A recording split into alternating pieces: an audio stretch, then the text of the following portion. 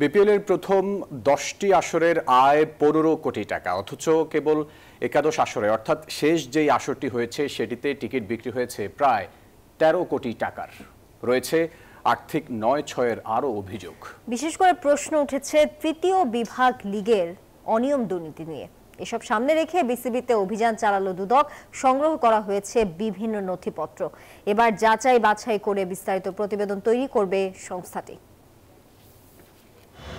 মঙ্গলবার ভোর হতেই মিরপুর শেরেবাংলা স্টেডিয়ামের আকাশে যেন জমেছিল গুঞ্জনের মেঘ। সকাল গড়াতেই সেই মেঘে দেখা গেল বাজ পড়ার ঝলক। দুর্নীতি দমন কমিশনের 3 সদস্যের একটি দল আসলেন বিসিবি কার্যালয়ে। চোখে মুখে দৃঢ়তা, হাতে ছিল বিসিবির বিরুদ্ধে সুনির্দিষ্ট অভিযোগ। তদন্ত দলের ভাষ্য, তৃতীয় বিভাগ লিগে অস্বাভাবিক আবেদন। এক সময় যেখানে মাত্র 2-3টি দল আবেদন করত, এবছর সেই সংখ্যা পেরিয়েছে 60-এ। আবেদন ফিও কমেছে 5 লাখ থেকে 1 লাখে। বিপিএল এ আয় দেখানো হয়েছে 15 কোটি টাকা, পুরো 8টি আসরে। কিন্তু একাদশ আসরেই অনলাইনে বিক্রি হয়েছে প্রায় 13 কোটি টাকার টিকিট। আগে কি তাহলে তথ্য গোপন করা হতো?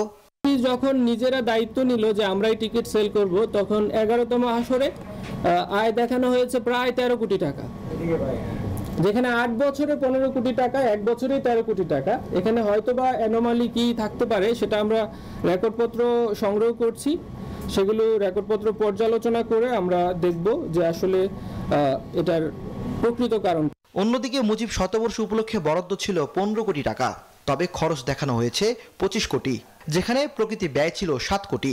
দাবি তদন্তকারীদের। মুজিব 100 একটা প্রোগ্রাম ছিল, সেখানে ব্যয় দেখানো হয়েছে, সেই ব্যয়গুলোতে কিছু অ্যানোমালি আছে। অভিযোগ সম্পর্কে রেকর্ডপত্র সংগ্রহ করা হয়েছে, সেগুলো আমরা যাচাই বাছাই করে আমরা আমাদের এনফোর্সমেন্ট ইউনিটে প্রতিবেদন দাখিল করব। সেই অনুযায়ী কমিশন সিদ্ধান্ত নেবে। হঠাৎ বিসিবিতে দুদক, এ ব্যাপারে বিসিবির অবস্থান কি সেটিও স্পষ্ট করলেন বিসিবির সিইও নিজামুদ্দিন চৌধুরী।